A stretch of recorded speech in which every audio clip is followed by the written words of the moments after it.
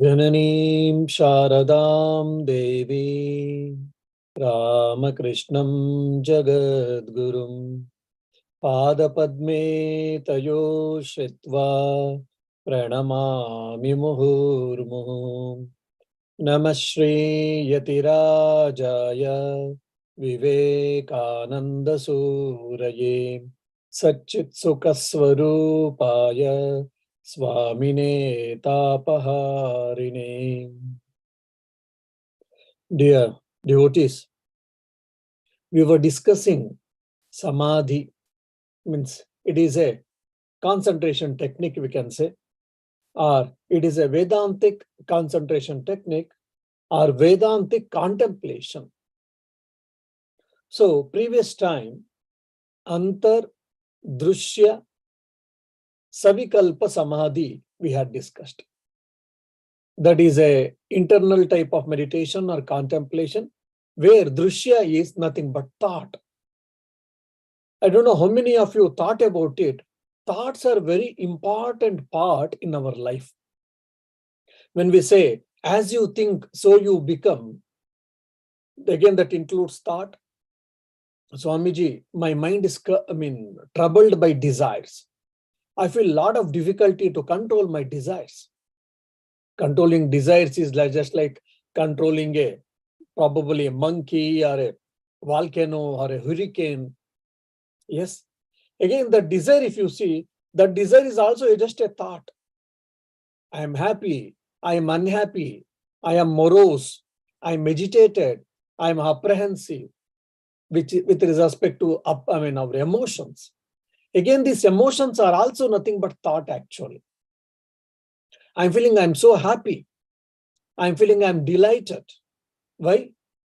Because I'm thinking that I'm something good, I have achieved something. The state of happiness that also involves or includes or represents thoughts. So the whole of life is governed by our mind or especially thoughts. But these thoughts are not carefully handled in our day-to-day life. Most of the time, either it is taken, these thoughts occupy the place of existentiality, that is regarding food, clothes, shelter, day-to-day things, whatever is necessary. Apart from that, this thought force is getting wasted for the trivial things actually.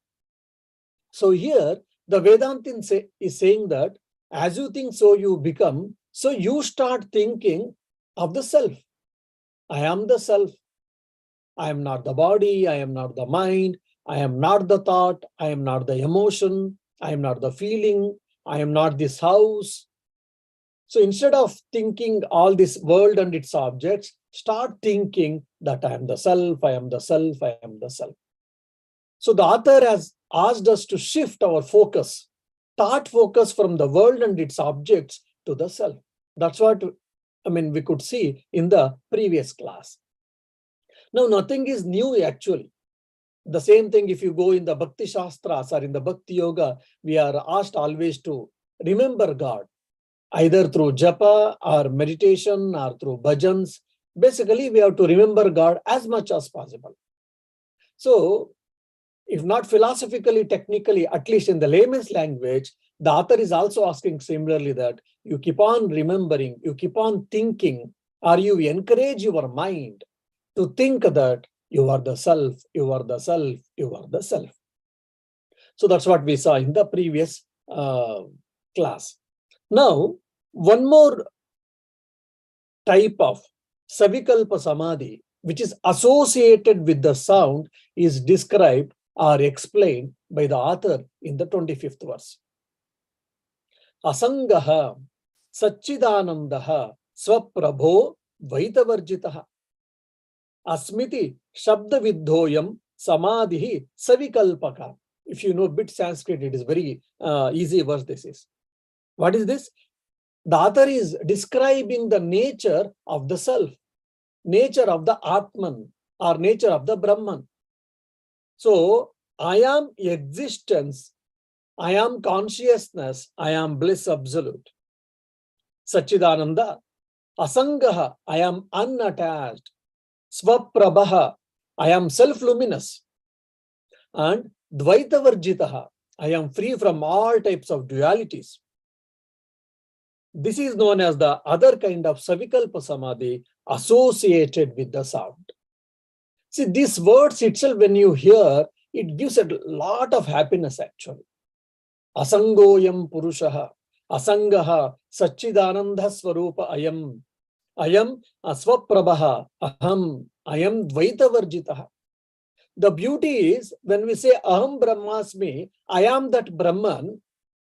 So Brahman is something, there is an object or something Brahman, and I am that. We are trying to merge two things. I am trying to think that I am that, I am that. I am superimposing that. That's what many times people do confuse. So here, that's why he has very carefully assumed Asmi iti. I am that means there is no essentially difference. There are no two things. There is no difference between I and Brahman because I am that Brahman. Yeah, maybe for argument's sake, initially for discussion's sake, it appears that I and Brahman both are two different things.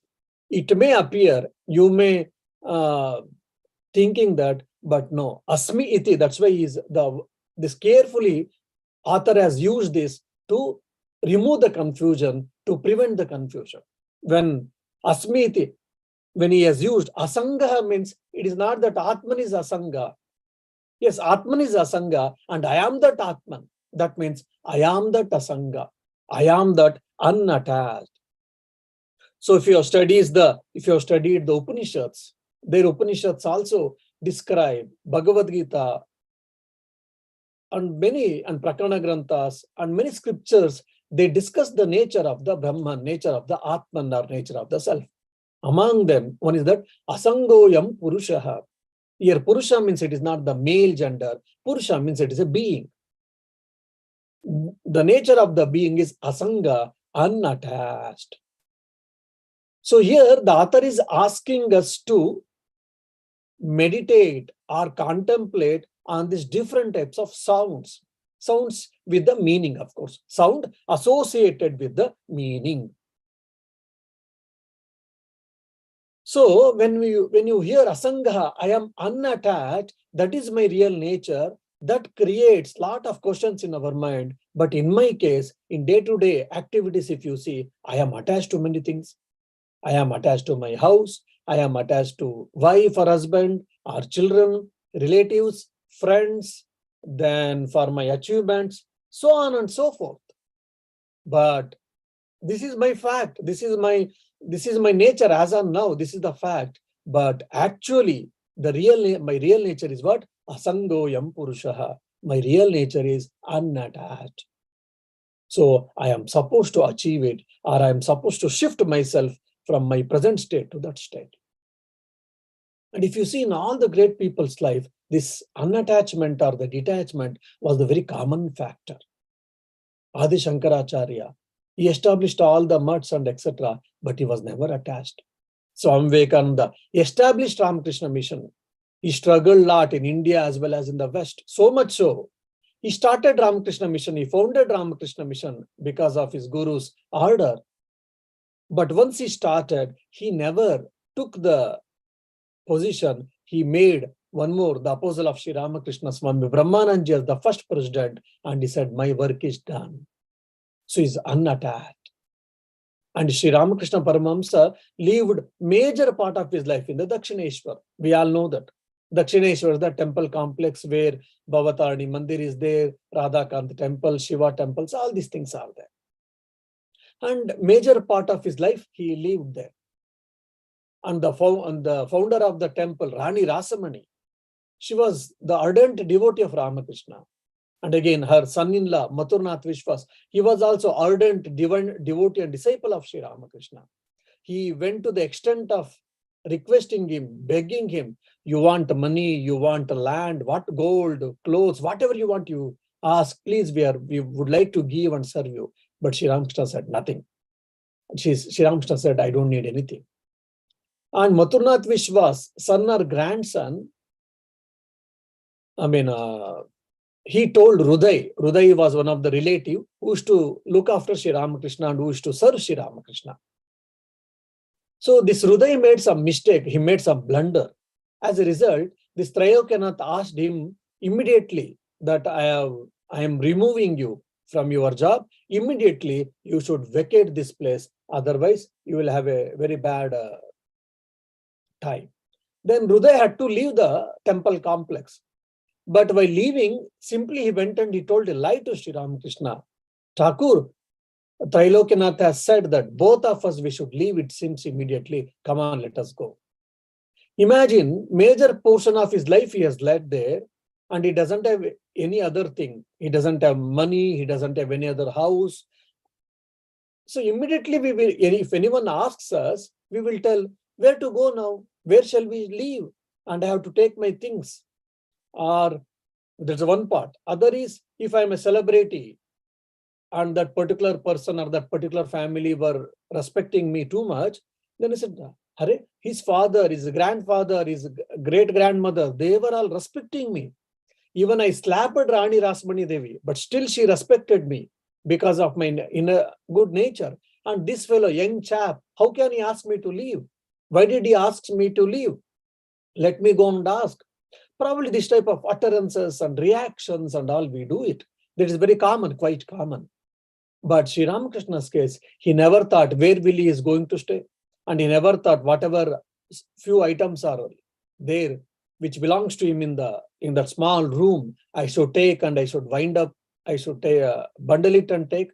Immediately he was sitting on the small cot. A small napkin was on his thigh. He took the napkin, he put on the shoulders, and he said, come on, Hruday, let us move out. Because Trilokanath has asked us to leave. Come on, let us leave. He never asked even a single thing. And both are walking out from the temple complex. Then someone worker went and informed Trilokanath. Trilokanath understood there is some problem in a communication, and Trilokanath comes running. By the time Sri Ramakrishna and Hruday was just near the temple gate, and said, Trilokanath, with folded hands, he said, Thakur, I never asked you to leave because Hruday made a blunder. So I asked him to leave. I never asked you to leave. Please pardon me. There is something problem in the communication, lack of communication. So again, we would have said, oh, are you playing with me? Do you know who I am? Etc. We would have said definitely as a natural behavior in most of our cases. But Sri Ramakrishna, even he didn't say. There was no mental reaction, an iota of mental reaction in his case. He said, is it so? Then he said, as if nothing happened, Hruday, it is not for me, it seems. It is for you, it seems. So please leave, he said. And he came back to his room and he sat on his cot as usual. And he continued his life without even mental reaction. Forget about talk, forget about scolding, or forget about praising, blaming, nothing. Even there was no mental reaction in his mind. Means he was totally unattached to the persons and to the place where he was living. He did sadhana. All type of sadhanas was done there. He had the realization of the Bhavatarini Kali, and which is very dear place for any sadhaka it would have been. Even from that point would have been, people would have been felt bad. But in his case, no. He was completely detached person. So Asango Yam Purusha, all the spiritual people, the real, genuine spiritual people, life, if you see, they were all detached people. In Rama's case, it was same. In Krishna's case, it's same. Krishna, when he killed Kamsa, and Kamsa's father was released from the jail, prison. Then Krishna said that for Kamsa's father, you will be the king now onwards. Again, we are restoring you, your kingship. By the time he was quite old, then he says, my dear, I have become already old, and for a couple of years I was in the prison. That means I am not fit to rule this kingdom. Though you are an adolescent, you are so brave and you are able to kill the Kamsa. That means definitely you will be able to rule the kingdom. Why don't you take kingship and why don't you rule the kingdom?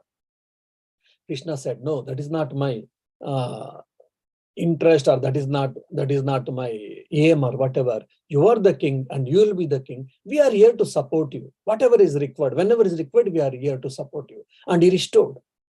And afterwards, Krishna killed so many people, and he made, he used other peoples to kill some demonical natured people like Jarasandha, Narakasura, so many people. But never, in nowhere, Krishna became king. He had all the opportunities to become king. He never became king. Either he made their own people, the people who, like Jarasanda's son or Narakasura's son, are their relatives. And in one place, the king was killed, and he never had any sons. He never had any issues, children. Then Krishna said, look, the queen is so intelligent, she's so capable. Why can't we coronate her? In those days, it was not common, as we all know that. Whatever today we are talking about women empowerment, and she was made as a queen, and Krishna told to all the ministers and the commanders and the people that you should follow her, and whatever she says, you should listen to her, you should obey her command. So all these things Krishna did. Why? Because asangha, because of the detachment. He never, he never went behind any power, position, name, fame, anything. His pure intention was to establish dharma, to protect righteous people, and to warn unrighteous people. If they don't listen, then punish them. So all the greatest people in the life, if you see in the history of the mankind, they were all detached people, because the nature of the self is asangaha. So we can meditate on this. I am asangaha. Every day we should keep on telling it. I want this, I want that, I should this. There's clingingness to this world and its objects. It is very natural for all of us. So, but that is not my real nature. My real nature is asangha. So like this, based on the Upanishadic statements, Bhagavad Gita statements, we can meditate. And one more example I can give is Bhagavad Gita's often quoted statement. Nainam chindhanti shastrani, nainam dahati pavakaha, nachainam kledayantyapyo, nasho shayati marutaha. I am the self. I am not the body. I am not the mind. I am the Drik. I am the seer. I am never the seen, never Drishya. We know that. So what is the nature of that Drik? Nainam chindanti shastrani.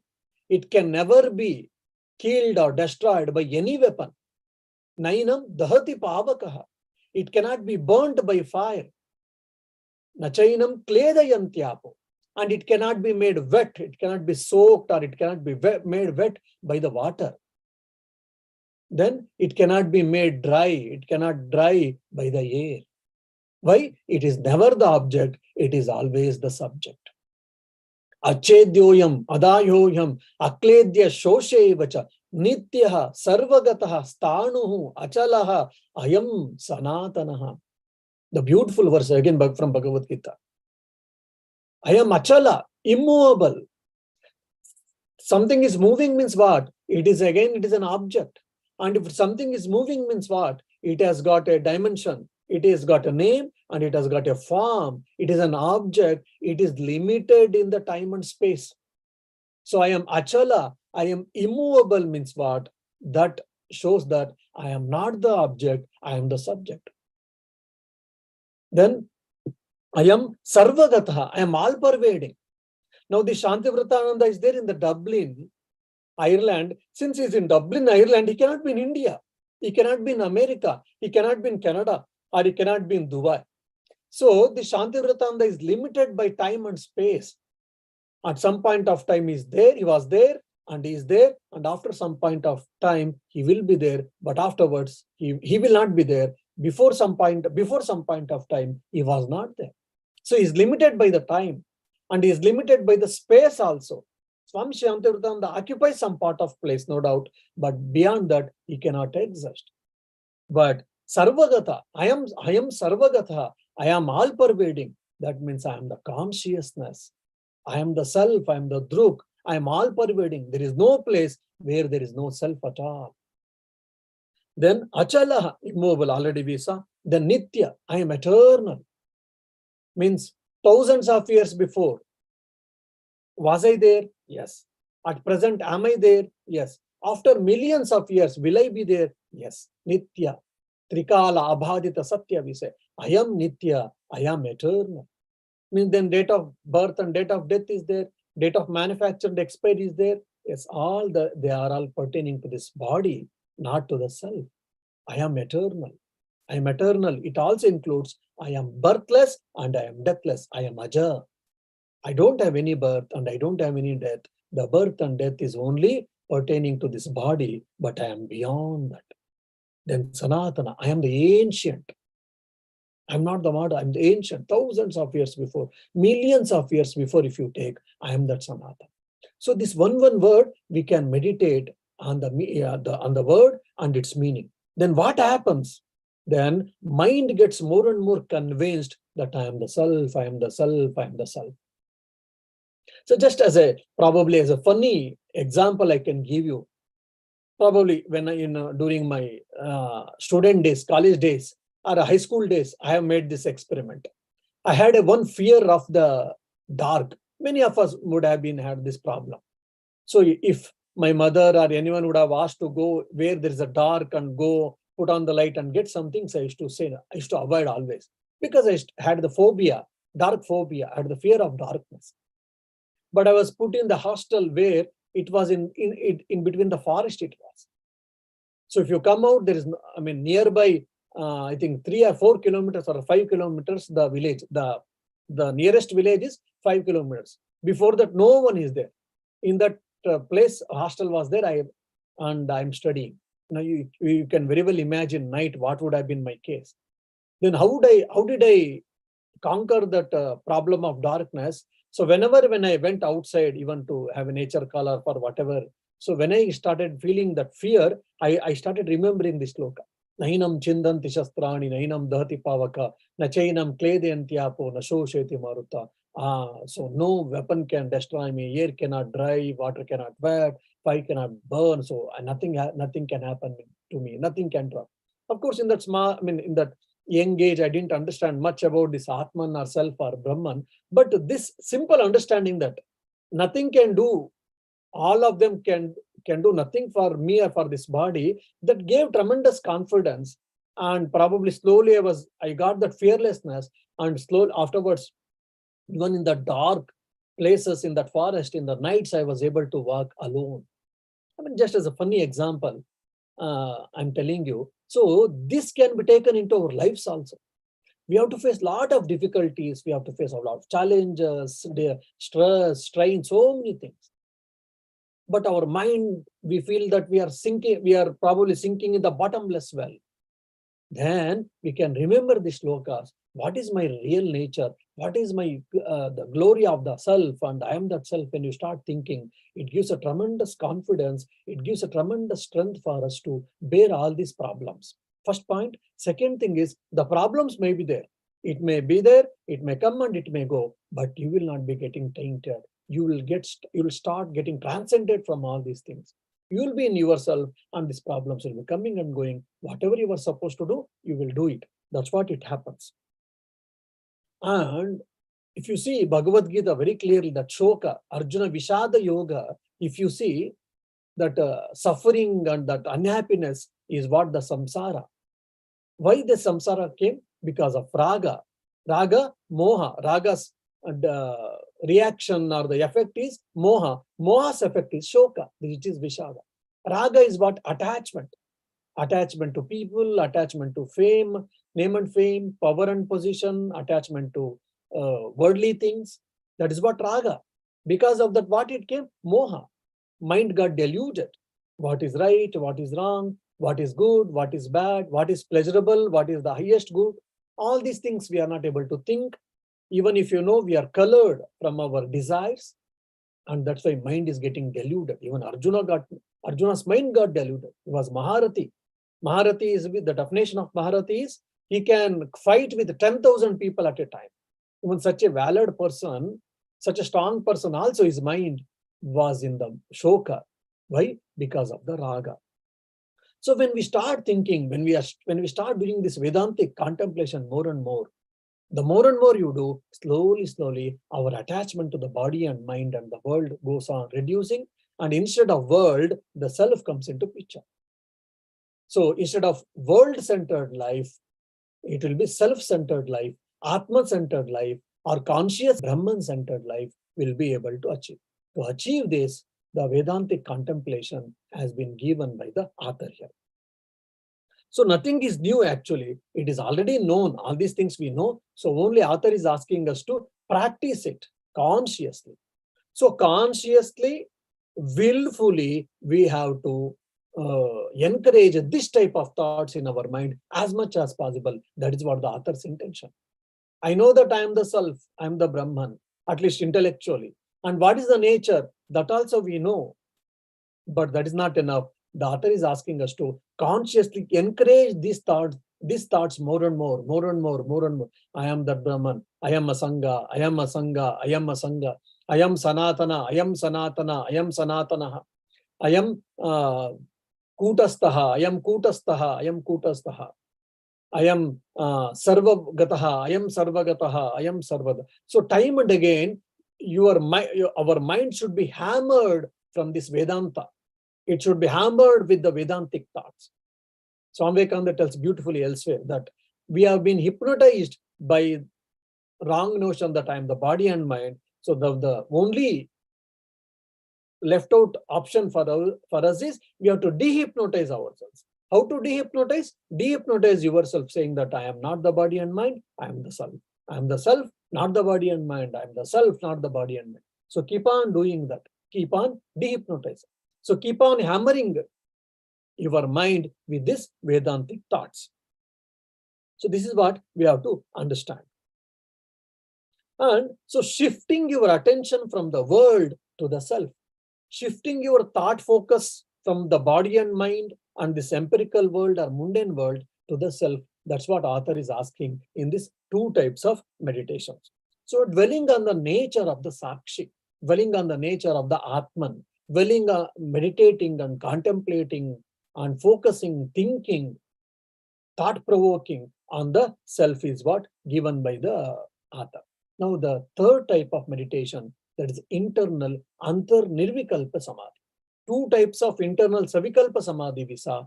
Now the author is going to discuss the third type of meditation technique, which is antar-nirvikalpa samadhi, internal nirvikalpa samadhi. So higher concentration, which is free from all type of ideas here actually. That is described. Let us see. Swanubhuti rasaveshad drushya shabdavupekshetu nirvikalpaha samadhisyat nivatasyat deepavat.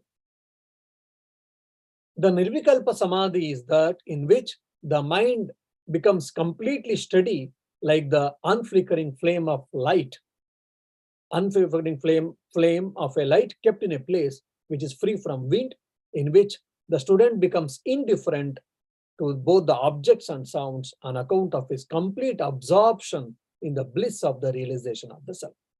Now, in the earlier two things, what has happened? Willfully, consciously, you are forcing your mind to think in a particular fashion. There can be distractions in you. Time and again, if you're not careful, there can be distractions that because of desires or because of the work, because of my own thoughts or whatever. So in the midst of that, we have to carefully, we have to willfully, we have to encourage our mind to think about the self. So we are trying to encourage the thoughts on the self basically in the two types of meditation. Either it is on the thought or on the sound, either it is drushya or shabda. Basically, there it is a willful action. It is a conscious, willful, provoking action. But in the nirvikalpa samadhi, what happens? By doing this conscious actions, consciously thought-provoking, Vedantic thoughts, you keep on doing time and again, time and again, time and again. What happens? Your mind is soaked in that Vedantic thoughts. I am that self. I am that self. I am that self. What happens? Knowingly, unknowingly, consciously or unconsciously, the surface, even at the conscious level, at the subconscious level, your mind has been colored with these Vedantic thoughts. For example, you are keep on thinking on some subject for some time, on some topic, on some problem, something. Either you are sitting and sleeping, or you are going to bed, or you are walking here. Your mind, knowingly, unknowingly, consciously or unconsciously, it will be thinking of the same thing, even without much effort, actually. So that state has to be achieved. That's what the Vedantic the author is saying that. So with a conscious action, if you can color your mind, soak your mind in the Vedantic thoughts, that should become natural for you. You need not to think, you need not to make any conscious effort. unconsciously, even without any force, without any will, without any association of will, if your mind starts thinking constantly, continuously about the Vedanta or about the self, about the Brahman, that is what Nirvikalpa Samadhi, according to the author. So just like there's a flame, beautiful flame, like for an example, lamp. If there's a wind, what happens? It keeps on flickering, it keeps on shaking. Now, for an example, we need a wind, we need oxygen for burning. We know that. So basic oxygen should be there, no doubt. But there is no huge wind. That's why the lamp is not, the what do you say? The light of the lamp is not getting shaken. It is constantly burning, but without any shake. So we might have observed while when lighting the lamps in our shrines in front of the home deities in our houses or maybe in the temples. Just like when there is no disturbance, how it is constantly burning without getting shaken. So similarly, our mind, you should be so much in this Vedantic thoughts, and our mind, even without our conscious effort, our willful efforts, it keeps on thinking about the self, about the Atman, or about the Brahman. When it starts happening that, so just you close your hand and you sit, immediately you start thinking, your mind starts thinking that I am that self, I am the Druk, I am Asanga, I am Sachidananda, I am Kutastha, I am Sanatana. Like this, one or another or whatever. It continuously it is, or maybe I am Asanga or I am Sachidananda. Only one thought keeps on moving without any break or without much disturbance. That state, that type of concentration, that state of concentration is called Nirvikalpa Samadhi. So, if you see in the, in the first two type of Samadhi, there is a conscious effort. Why? Because generally there is a vrittis, the thoughts, either it is the will is involved and ahankara, the ego is involved in the conscious effort.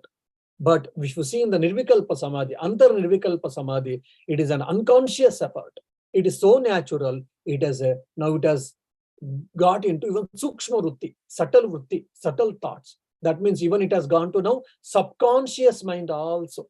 So it goes it happens very naturally. You need not to break your head. You need not to consciously, you need not to practice too much. That is what the author is telling. For example, in Bhakti Shastras and Tantra Shastras, there is a mention of Ajapa Japa. Ajapa Japa is for 6 months, as much as possible, for hours together, whether you are sitting, sleeping, talking, eating, you are walking and you are doing your work. If you keep on repeating the Lord's name as much as possible, then after 6 months or based on your intensity, of course, with full intensity if it is there, after 6 months, this Ajapa Japa can be achieved. Then what happens? You are sleeping. Your body is sleeping. You are in a deep sleep, but one portion of your mind will be doing Japa.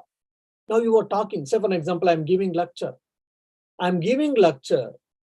One part of my mind will be repeating the Lord's name. This is called Japa Japa.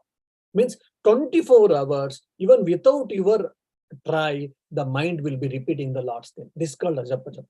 So that is possible also with the Nirvikalpa Samadhi or with the thought of self. So time and again, keep on thinking that consciously, subconsciously, that has gone so deep, your mind will naturally be thinking that I am the self, I am the self, I am the self, not the body and mind. So this has to happen. So first it was thought part. Then second, if you see, it was delving on the nature of the self as a sakshi or a witness or whatever. Then the third is, it becomes very natural. So these are the three types of internal meditation or internal Vedantic meditation or internal contemplative Vedantic contemplation has been given by the author. Wonderful technique. So this Nirvikalpa, probably just I will explain one or two things and I will go to the next one. Vikalpa means actually division. Vikalpa means it is a division. So for an example, when you are hearing something, like I am saying that I am the self. Or for an example, maybe I asked you to remember the Mount Everest. Then you are the experiencer or the knower are there. And the known Mount Everest, you might have seen in the picture or you might have seen physically. So you are trying to imagine. the known object of perception or object of knowing is there, and the knower who is experiencing, who is experiencer is there, and the act of knowing, the act of experiencing is there. So three divisions are there. That is called technically pramata, pramana, prameya. So these are the three divisions are there in every knowledge process. These three divisions will get subsided, will get removed. In that state is called nirvikalpa. So in the vikalpa, there are three divisions. In the nirvikalpa, there are no divisions at all. There's only one thing. How much ever I say now, I am aham brahmasmi, aham brahmasmi, aham brahmasmi. Okay, there is a Brahman something, and I am that. I am experiencing that Brahman. I, Brahman, and the act of experience. These three things are there as of now for us. But when we go to Nirvikalpa Samadhi, when our mind goes to the Nirvikalpa Samadhi, then there will be no one to say that I am that Brahman. Instead of that, I will be the Brahman.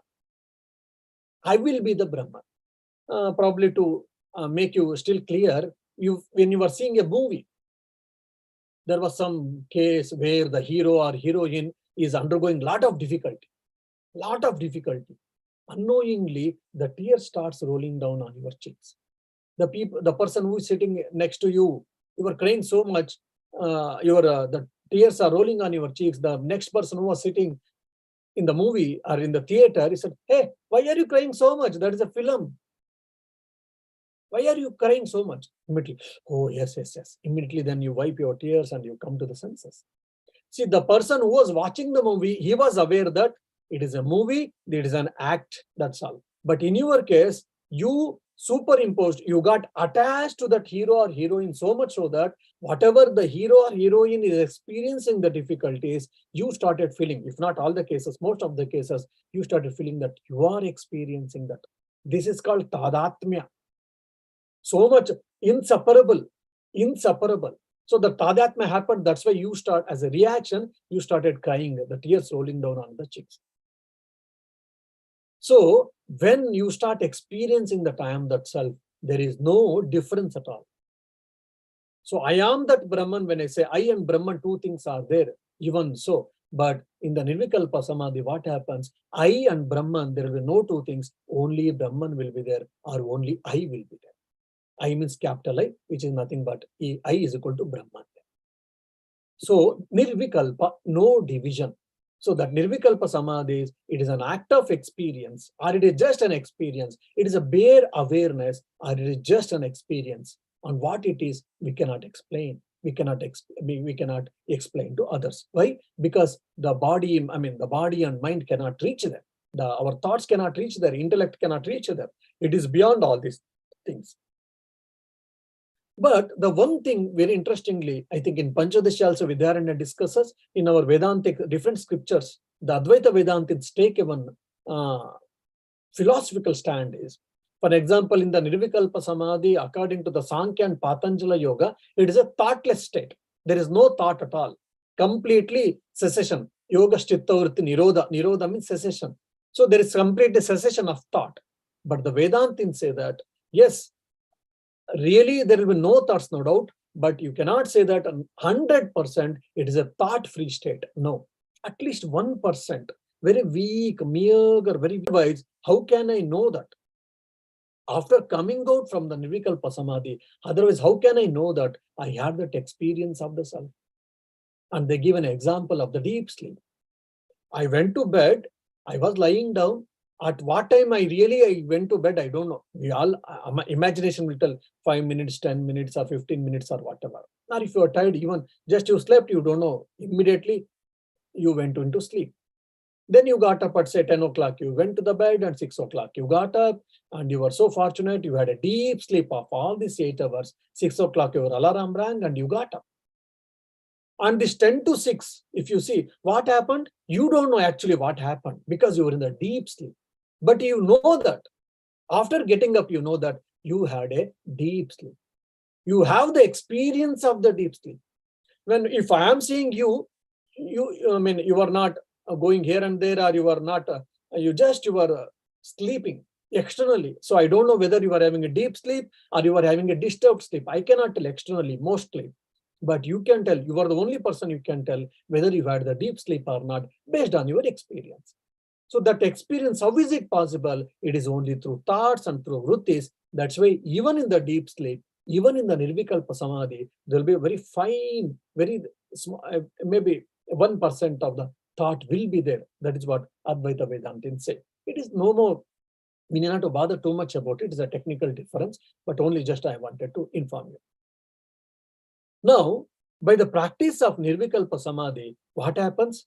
The author, the aspirant or the person experiences that I am the self. He experiences that he is the self means what? Actually, the ignorance is removed. For example, there's a sun and the clouds were covering and we were not able to see the sun. We were not able to get the complete light from the sun.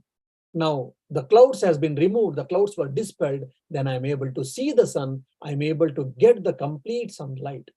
So similarly, I was Brahman even before this hearing Vedantic talk or doing all these meditation techniques. Now, before also I was, but a wheel of ignorance was covering that made me to perceive wrong things. Now I know what I am, who I am. So only the ignorance has been removed. That's all. Nothing new has been achieved. Then how that is happen? How that ignorance is removed? If you ask, the Vedantins say that there is akanda brahmakara vritti. Akanda brahmakara vritti is means what? The thought which goes continuously, I am the self, I am the self, I am the self. It's the fine thought, continuous thought, which removes your ignorance, which destroys your ignorance. That has been beautifully discussed in Vedanta Sara in detail. Now, Rudiva Bhaya Deshopi Yasmin Kasmischa Vastuni Samadhiradhya Sanmatrat Namarupa Prutakruti. In the earlier things, if you see, internal meditation was done. Now, the author is trying to explain, you can meditate even externally with the open eye meditation. Open meditation. Generally, when we say meditation, means we have to sit straight and we have to close our eyes, we have to take particular posture and we have to concentrate. That is what generally we know. But this other three types of meditation, which is the external meditation, is with the open eye meditation you can do. Means just you are open and you are in this mundane world, in this empirical world, still you can meditate. How it is, we'll be able to see. We shall try to see in the next class. How with taking the external objects as a medium, as a upadhi, how can we meditate and how can we experience that self or the Brahman. Om Shanti Shanti Shanti Harihi Om Tat Sat Shri Ramakrishna Arpanamastu.